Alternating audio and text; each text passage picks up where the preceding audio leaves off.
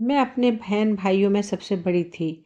मुझसे छोटे 2 भाई थे और सबसे छोटी मेरी 10 साल की बहन रोशनी थी। वह बहुत खूबसूरत जापानी गुड़िया सी लगती थी। हम सब उसे गुड़िया ही कहते थे। जब मेरी शादी हुई तो वह फ्रॉक पहने बिल्कुल बार्बी डॉल लग रही थी। सबकी नज़रों का केंद्र बनी हुई थी। मेरी बहन की दूधिया रंगत थी और ब्राउन बाल। 10 साल की उम्र में भी वह इतनी हसीन थी कि जो उसे देखता अपनी आंखें झपकना भूल जाता था। इसलिए देखने में 12 या 13 बरस की लगती थी, लेकिन थी बेहद मासूम। उसे दुनिया की कोई खबर ही ना थी। हम सब बहनें भाइयों की लाडली थी। हमने उसे अपने हाथ का छाला बनाकर रखा हुआ था। लेकिन मेरी शादी क्या हुई, मेरी छोटी बहन पर आजमाइश का सिलसिला शुरू हो चुका था। मेरी शादी को कुछ माह गुजरे ही थे कि एक दिन मुझे मम्मी का फ़ोन आया। कहने लगी, रोशनी अभी तक स्कूल से वापस नहीं आई। उस वक्त शाम हो चुकी थी। यह खबर सुनते ही मैं बेहद परेशान हो गई थी। ऐसा तो पहले कभी नहीं हुआ था। रोशनी घर के करीबी स्कूल में ही पढ़ती थी। कहाँ जा सकती थी? मेरा दिल बेचैन सा होने लगा था। मेरी माँ रोए जा रही थी। मैं बेहद परेशान सी हो गई थी। मेरे ससुराल में मेरे पति के अलावा एक देवर ही था जो अभी कॉलेज से वापस आया था। मैंने अपनी सास को अपनी परेशानी बताई तो उन्होंने भी मुझे अपने माँ के पास जाने की इजाज़त दे दी। मैं अपने देवर के साथ ही रिक्शे में मैके पहुंची थी। मेरी माँ का रो रो कर बुरा हाल था। सूरज ढल चुका था। अब तो बात मोहल्ले में भी फैल चुकी थी। बहुत से मोहल्ले की औरतें हमारे घर मौजूद थीं। जितने मुंह उतनी बातें थीं। कोई कह रही थी कि अगवा हो गई होगी और कोई कहने लगा, आजकल कम उम्र में भी लड़कियां मोहब्बत के जाल में फंसकर घर से भाग जाती हैं, फिर कोर्ट मैरिज करके ही घर आती हैं। मम्मी पहले ही रोए जा रही थी। मेरे पापा और दोनों भाई रोशनी को ढूंढने गए हुए थे। हमारे घर पर तो जैसे कयामत ही टूट पड़ी थी। मेरे अपने आंसू नहीं रुक रहे थे। मैं दिल में रोशनी के वापस लौट आने की दुआएं कर रही थी। रात का अंधेरा छा चुका था। पड़ोसी भी घर वापस लौट चुके थे। मेरे पापा और भाई भी थक कर हार कर वापस आ चुके थे। गर्दन झुकाए बैठे थे। मैंने कहा कि हमें पुलिस में मदद लेनी चाहिए। मेरी बात पर भाई कहने लगा कि हम पुलिस के पास गए थे। उनका कहना है कि अक्सर लड़कियां खुद घरों से भाग जाती हैं, शादी कर लेती हैं, दौड़े हम पुलिस वालों की लग जाती हैं। मैंने कहा कि वह पुलिस वाला क्या पागल है? रोशनी तो अभी भी सिर्फ 10 साल की है। मेरी बात सुनकर मेरा दूसरा भाई गुस्से से कहने लगा, आजकल उम्र की कैद नहीं होती है। हमने खुद स्कूल के कैमरे में देखा है कि स्कूल से कुछ दूर पर एक बाइक खड़ी थी। वह खुद एक बाइक वाले के साथ बैठी थी।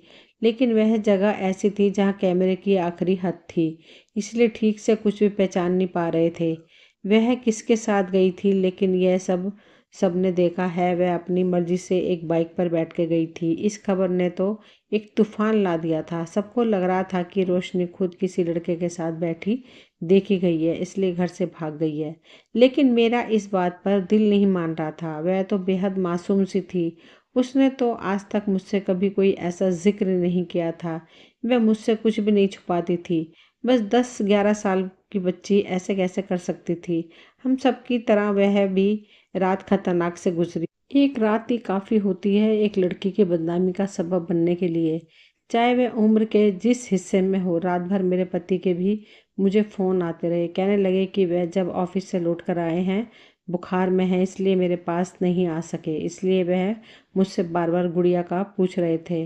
वह घर पहुंची कि नहीं। सुबह होते ही वह भी वहां पहुंच गए। उन्हें बहुत तेज़ बुखार था। इसके बावजूद वे मेरे भाइयों से कहने लगे कि हमें यूं हाथ पर हाथ धरे नहीं बैठना चाहिए, अपनी बच्ची के लिए कोशिश करनी चाहिए। लेकिन मेरे बाप और भाई बस इस वीडियो को देखकर ही इस बात पे यकीन कर बैठे थे कि गुड़िया अपनी रजामंदी से किसी के साथ भागी है। मेरी माँ के आंसू भी अब सूख गए थे। दोपहर के वक्त हमारी गली में एक शोर मचा था। जब बाहर निकल कर देखा तो होश ही उड़ गए थे। सामने से रोशनी उजड़ी हालत में रोते हुए घर की तरफ चली आ रही थी और मोहल्ले की औरतें उससे तरह तरह के सवाल पूछ रही थी। लेकिन वह चुप थी। मैं भागकर अपनी बहन के पास पहुंची थी। उसे सीने से लगाया तो वह फूट फूट कर रोने लगी। मैं उसे घर के अंदर लाई। उसे देखकर मेरे पापा भाई गुस्से में आ गए। कहने लगे कि यह हमारी इज्जत की अर्थी निकाल कर वापस लौटी है, इसलिए हम इसे कभी भी किसी भी सूरत अपने घर पर रहने नहीं देंगे। मेरी माँ, जो कल तक गुड़िया के लिए तड़प रही थी, उस वक्त उसे गुस्से से देख रही थी। मेरे भाई और पापा गुड़िया को देखते ही उसके पास आए और पूछने लगे कि बता, कौन था मोटरसाइकिल वाला? तू क्यों उसके साथ बैठकर गई थी? अजीब बात यह थी कि वो चुप थी, कुछ नहीं बोली, और उसकी चुप ने जैसे उसे मुजरिम बना दिया था। वह कोई जवाब नहीं दे रही थी। मैंने भी गुड़िया से कई बार कहा कि वह सब कुछ बता दे, किसी से ना डरे, बताए कि वो मोटरसाइकिल वाला कौन था, लेकिन उसने कोई जवाब नहीं दिया। बस डरी सहमी आंसू बहाए जा रही थी। मेरे पापा ने उसे बाजू से पकड़ा और घर से बाहर धक्का दे दिया। वो गली में जाकर गिरी थी। कहने लगे, जिसके साथ चली गई थी उसी के साथ आज भी दफा हो जा हमारे घर से। तुम्हारे लिए इस घर में कोई जगह नहीं है। ये कहकर मेरे पापा ने दरवाज़ा बंद कर दिया। मैंने बहुत कहा कि पापा, ये आप क्या कर रहे हैं? गुड़िया कहाँ जाएगी? वो कहने लगे, मैं इसे घर पर रखकर बदनामी मोल नहीं ले सकता। लोग तो मुझे जीने नहीं देंगे। बेहतर है कि ये वहीं चली जाए जहाँ से ये आई है, वरना मर जाए। ना जाने ये लफ्ज़ मेरे बाप ने कैसे अपने मुंह से निकाले थे। मैंने पापा को बहुत समझाया, भाइयों की हिम्मत बंधाई, मिन्नत की। मेरे पति अनुज ने भी बहुत समझाने की कोशिश की, लेकिन ना मेरे पापा गुड़िया को घर रखने पर राजी थे और ना ही भाई। लेकिन मैं अपनी बहन को कैसे बेआसरा छोड़ देती। मैंने अनुज से कहा कि अभी मेरे घर वाले गुस्से में हैं, इसलिए हम गुड़िया को अपने घर ले जाते हैं। जब मेरे बाप भाइयों का गुस्सा ठंडा हुआ तो वापस भेज देंगे।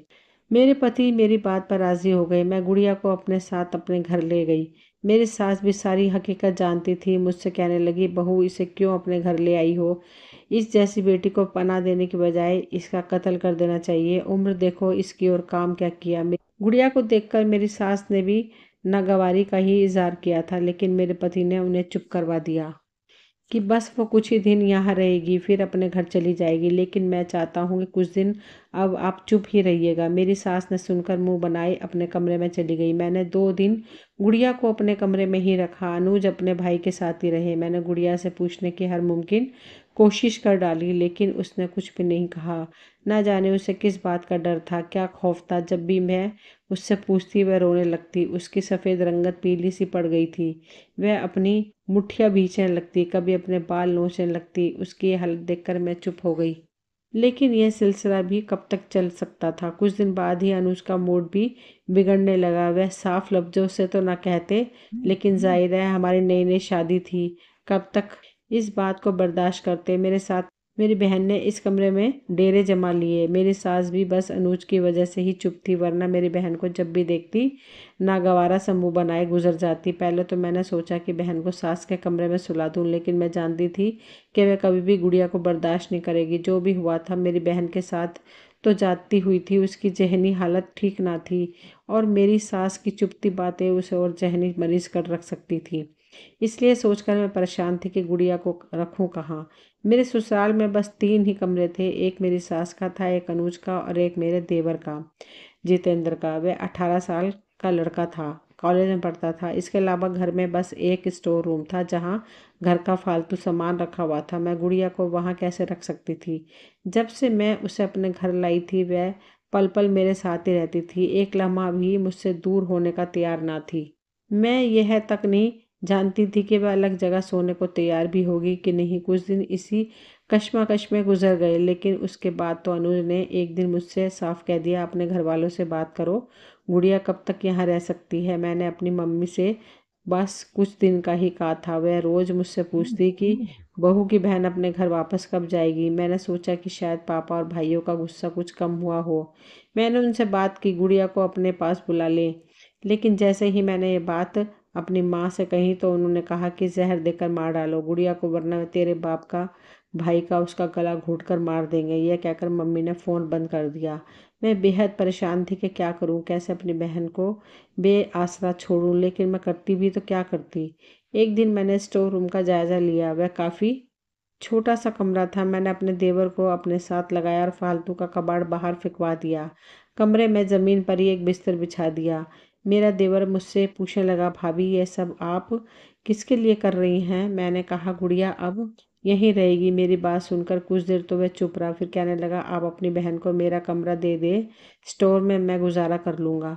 जब वह अपने घर चली जाएगी तो फिर मैं उसने अभी यही तक बात की थी कि मेरी सिसकियाँ शुरू हो चुकी थी। मैं कब से जब्त बांधे हुए थी। मुझे रोता देखकर जितेंद्र भी परेशान हो गया। मैंने कहा, उसका मेरे घर के अलावा कोई ठिकाना नहीं। मेरे घर मेरे बाप और भाई उसकी शक्ल भी देखना नहीं चाहते। अगर वह वापस गई तो उसे जान से मार डालेंगे। तुम अपने कमरे में ही रहो, वरना अम्मा जी मुझे बातें सुनाएंगी। मेरी बात सुनकर वह मुझसे कहने लगा कि आप रोए मत, जो आपको ठीक लगता है वही कर ले। मैं स्टोर रूम को ही एक कमरे की शक्ल दे दी थी, लेकिन जब रात को मैंने गुड़िया को वहाँ सोने के लिए कहा तो वह रोने लगी। मेरे गले लगकर मुझसे कहने लगी, आप मुझे अकेला मत छोड़ो, वह मुझे मार डालेगा। यह पहला जुमला मैंने गुड़िया से उस शख्स के बारे में सुना था, वरना वह कुछ न कहती थी। मैंने कहा कि कौन मार डालेगा तो वह रोने लगी, कहने लगी कि वह अच्छा इंसान नहीं है, वह मुझे नहीं छोड़ेगा। मैंने कहा, मुझे बताओ वह कौन है, मैं उसे नहीं छोड़ूंगी जिसने मेरी मासूम बहन की ज़िंदगी को बर्बाद कर डाला है। मैंने गुड़िया को खुद से जुदा किया। और उसके आंसू पोंछकर पूछने लगी। वह जैसे ही कुछ कहने लगी, अनुज ऑफिस से वापस आ चुके थे। गुड़िया अनुज को देखते ही चुप सी हो गई, फिर फौरन से मेरे कमरे में चली गई। अनुज मुझे देखकर कहने लगे, तुमने अपने घर वालों से बात की? मैंने उन्हें वह सब कुछ बता दिया जो मेरी माँ ने कहा था। यह भी कहा कि गुड़िया आज के बाद स्टोर में ही रह लिया करेगी। मेरी यह बात सुनकर अनुज के तने हुए चेहरे पर कुछ नरमी आई थी। कहने लगे, वह ठीक है, बल्कि मैं उसे एक कमरे की तरह ही बना देता हूँ। ये एक सिंगल बेड रखवा दूँ। वह स्टोर रूम का जायज़ा लेते हुए बोले, मैंने बड़ी मुश्किल से गुड़िया को स्टोर में सोने के लिए मनाया था। मैंने उससे कहा कि वह अपना कमरा अंदर से लॉक रखेगी, जब तक मैं ना कहूँ वह दरवाज़ा ना खोले।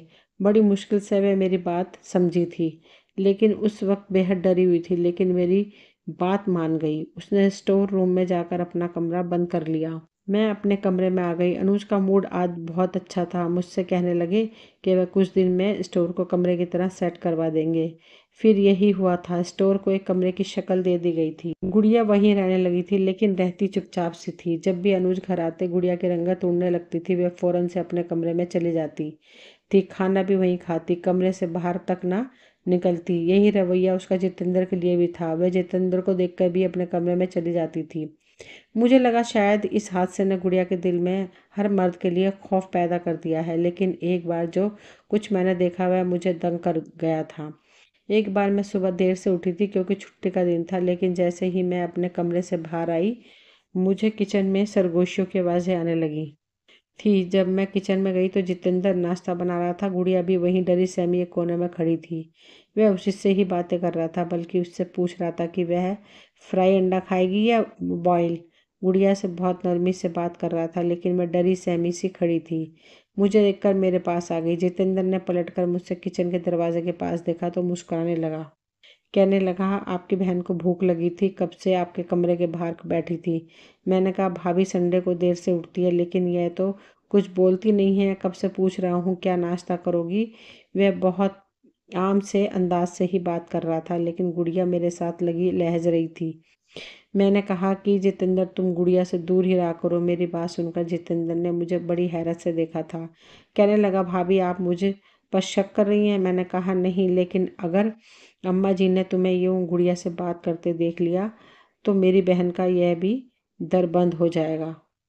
यह कहकर गुड़िया को वापस उसके कमरे में ले गई। उसे कहा कि तुम यहीं बैठो। फिर मैं वापस किचन में आ गई। जितेंद्र अब भी वहीं खड़ा था। मुझे देखकर अपना नाश्ता लेकर बाहर निकल गया था, लेकिन ना जाने कैसा शख्स था, उसने गुड़िया से बातचीत करना नहीं छोड़ी थी। जब भी मौका देखता गुड़िया से इधर उधर की बातें करने लगता। कभी बाजार से उसके लिए चॉकलेट ले आता। वह उसे देखते ही डर कर अपने कमरे में चली जाती थी। बात यहीं तक नहीं थी। एक दिन जो बात जितेंद्र ने खाने के दौरान हम सब से कही थी, उसे सुनकर हम सब अपना खाना पीना भी भूल गए थे।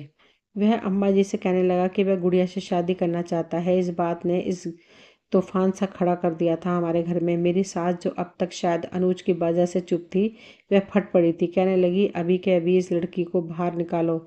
इस कमीनी ने न जाने इतनी सी उम्र में किस किस के साथ मुँह काला किया है, और अब ये मेरे बेटे पर डोर डाल रही है। मेरी सास तो गुस्से से आग बबूला हो चुकी थी। मैं तो यह सुनकर सांस लेना ही भूल गई थी। जितेंद्र को सूझी क्या थी ऐसी बात मुंह से निकालने की। शायद उसने मेरी उस दिन की बात का बदला लेने के लिए यह सब किया था। उसे मेरा मना करना बुरा लग गया था, तभी उसने शादी के बाद छेड़ा था। वह जानता था कि यह सुनकर गुड़िया को मेरी सास धक्के देकर घर से निकाल देगी। अनुज भी यह सुनकर बहुत गुस्से में थे। मैंने कहा, जितेंद्र, यह तुम क्या कह रहे हो? मैं हरगिज ऐसा नहीं करूंगी और ना ही होने दूंगी। वह मेरी बात सुनकर बोला, शादी रोशनी से ही करूंगा, चाहे आप लोग कुछ भी कहें। अच्छा है कि आप यह काम घर की चार दीवारी में ही कर दे, वरना मैं इसे कोर्ट में ले जाकर कोर्ट मैरिज कर लूंगा। मेरी सास ने यह सुनकर जितेंद्र के मुंह पर थप्पड़ दे मारा। कहने लगी, कैसी जुबान चलने लगी है तुम्हारी? खबरदार जो अब कोई बात की। उसके बाद जो कुछ जितेंद्र ने बताया है सुनकर मेरे होश उड़ गए थे। कहने लगा, गुड़िया के साथ जाती मैंने की थी और मैं ही इसका कसूरवार हूँ। यह सुनकर मेरा सांस रुक गया था। मेरी सास आंखें फाड़े उसे देखने लगी। अनुज भी हैरान रह गया था। जितेंद्र शर्मिंदगी से नजरें झुकाए बोला, मुझे वह पहली बार ही देखने में अच्छी लगी थी, लेकिन मैं जानता था कि वह अब भी कम उम्र की है, इसलिए अम्मा जी कभी मेरी उससे शादी नहीं करेंगी। और वैसे भी अम्मा जी को मेरे लिए अपनी सहेली की बेटी पसंद है, इसलिए वह इस रिश्ते पर कभी भी नहीं मानेंगी। फिर जितनी रोशनी खूबसूरत और भोली वाली थी मेरे दिमाग पर छा गई थी। उन दिनों मुझ पर न जाने क्या भूत सवार था कि मुझे रोशनी के अलावा कुछ नहीं सोचता था। इसलिए एक दिन मैं उसके स्कूल से कुछ फासले पर बाइक लेकर खड़ा हो गया। जैसे ही वह वहाँ से निकली, मैंने उससे झूठ कहा कि तुम्हारी दीदी की तबीयत बहुत ख़राब है, वह तुम्हें बुला रही है, चलो मेरे साथ। यह सुनकर वह मेरे साथ बैठ गई। मैं उसे अपने एक दोस्त के खाली मकान में ले गया। उसे क्लोरोफार्म सुंघाकर बेहोश करके मैं वापस घर आ गया ताकि मुझ पर शक ना हो। फिर यही हुआ। कुछ देर बाद ही भाभी का फ़ोन आया कि मैं भाभी को लेकर उनके मैके चला गया। कुछ देर वहाँ रुककर मैं वापस रोशनी के पास चला गया। उस वक्त मुझ पर शैतान हावी हो चुका था, इसलिए मुझे उस मासूम पर जरा तरस नहीं आया। मैंने इसे जाति का निशाना बनाया। वह रोती रही, मुझसे पनाह मांगती रही, लेकिन मुझ पर तो जैसे शैतान हावी हो चुका था। मैं उसकी बेबसी से फ़ायदा उठाता रहा और फिर उसे इतना डराया धमकाया कि अगर उसने मेरा नाम लिया तो उसे जान से मार डालूंगा। वह छोटी सी थी, इसलिए डर गई। उसके बाद उसे उसी जगह बंद करके घर आ गया। बाद में मुझे एहसास हुआ कि जो मैंने किया वह गलत था। मैंने सोचा जब बड़ी होगी तो उसी से शादी कर लूँगा, लेकिन मैं नहीं जानता था कि उसके घर वाले उसे कबूल ही नहीं करेंगे। वह यहाँ आ गई और मेरे लिए आजमाइश बन गई। मैं उससे दूर नहीं रह सकता। बजाय इसके कि मैं फिर से गुनाह करूं, आप मेरे शादी रोशनी से करवा दे। जितेंद्र की बातें सुनकर मैं उसे मारने लगी। अनुज का चेहरा भी गुस्से से सुर्ख था। मेरी सास अब चुप थी। मैंने कहा, तुम्हें शर्म नहीं आई यह सब करते? मैं तुम्हें छोड़ूंगी नहीं। मुझे तुम पर जैसे शख्स से अपनी बहन का शादी नहीं करना। मैं तुम पर केस कर दूंगी, तुम्हें जेल भेज दूंगी। वह चुपचाप मार खाता रहा। फिर कहने लगा, मुझसे गलती हो गई, बेशक आप मुझे जेल भेज दें, लेकिन इससे आपकी बहन की इज्जत वापस नहीं आएगी और न ही इसे कोई अपनाएगा। मुझे अपनी गलती का एहसास हो गया है। मैंने इसे जख्म दिया है, अब मैं ही इसे इज्जत दूंगा। वह मेरे सामने हाथ जोड़े कह रहा था। मेरी सास भी रोने लगी, जितेंद्र को बुरा भला कहने लगी। फिर दूसरे ही दिन रोशनी का शादी जितेंद्र से हो गया। वक्त यूं ही गुजरने लगा, लेकिन एक दिन मुझ पर यह राज भी खुल गया कि जब एक दिन मैं बाजार से लौटी थी तो मेरी सास सो रही थी। मेरा देवर जितेंद्र भी घर पर नहीं था। घर के मेन दरवाजे की चाबी मेरे पास थी। मैंने दरवाज़ा खोला तो मुझे अपने पति अनुज और रोशनी की बातों की आवाज़ आने लगी। जब मैं अंदर गई तो अनुज उससे कह रहे थे, मुझे बस यह बता दो कि जितेंद्र को यह सब मालूम कैसे हुआ जो मैंने तुम्हारे साथ किया था? जाती तो मैंने तुम्हारे साथ की थी, तुमने उसे यह सब बताया। उस वक्त मेरे जिस्म से जान निकल गई थी। गुड़िया रो रही थी। नहीं, मैं सिर हिला रही थी। अनुज उससे यूं बात कर रहे थे जैसे उसे मार ही डालेंगे। जब मुझे अपने पीछे किसी की मौजूदगी का एहसास हुआ तब मैंने पलट कर देखा तो जितेंद्र खड़ा था। एक नज़र मुझ पर डालकर आगे बढ़ गया और अनुज को गुड़िया से पीछे धकेलने लगा। अनुज को शायद हमारे आने का पता नहीं हुआ था। जितेंद्र को देखकर गुड़िया उसके पहलू में जा लगी थी। जितेंद्र, मुझे उस शख्स से बचा लो। गुड़िया अब भी कांप रही थी। जितेंद्र उसे अपने साथ लगाए अपनी बड़ी नरमी से बात कर रहा था। कहने लगा, मैं हूं ना तुम्हारे पास, तुम मेरी इज्जत हो, तुम्हें किसी से डरने की ज़रूरत नहीं है। अनुज की नज़र जब मुझ पर पड़ी तो उनके होश उड़ गए थे। मेरे बहते आंसू देखकर वह समझ गए थे कि मैं सच जान चुकी हूँ। जितेंद्र ने बहुत गुस्से से अनुज से कहा कि अगर वह अब गुड़िया के आसपास भी नजर आया तो वह खुद उसे जेल भेज देगा। यह कहकर वह गुड़िया को अपने कमरे में ले गया था। अनुज मेरे सामने नजरें नहीं उठा पा रहे थे। मैं वही गिरती चली गई थी। इतना बड़ा सदमा सह जाना शायद मेरे बस में ना था। वक्त गुजर चुका था। मेरी जिंदगी अनुज के साथ बस एक समझौता थी, क्योंकि मैं उसके बच्चे की माँ बनने वाली थी। वह मुझसे बहुत बार अपनी गलती की माफ़ी मांग चुका था, लेकिन उसे माफ़ करना मेरे बस में नहीं था। मेरे देवर जितेंद्र ने पढ़ाई के साथ साथ छोटी मोटी नौकरी भी कर ली थी। मुझसे कहने लगा था, भाभी, आपकी बहन का असल मुजरिम मैं नहीं बल्कि आपका पति था। मुझे गुड़िया ने सब कुछ बता दिया था। उसके बाद मुझे गुड़िया पर बहुत तरस आया था। मैंने सारा इल्ज़ाम खुद पर लेकर गुड़िया को अपनी बीवी बना लिया। अब आप यकीन करें, मैं उसे दुनिया की हर खुशी दूंगा। और हाँ, मैं बहुत जल्द रोशनी को लेकर अलग हो जाऊंगा। आज मैं उसके एहसान को जितना सलाम पेश करती कम था। मैं सोचती थी कि जहाँ अनुज जैसे कमीने लोग होते हैं, वहीं जितेंद्र जैसे अच्छे लोग भी होते हैं। दोस्तों, ये कहानी यहीं पे ख़त्म होती है और मुझे उम्मीद है आपको ये कहानी पसंद आई होगी। अगर पसंद आई हो तो प्लीज़ लाइक शेयर सब्सक्राइब करें। मिलती हूँ अगली कहानी में, तब तक के लिए थैंक यू।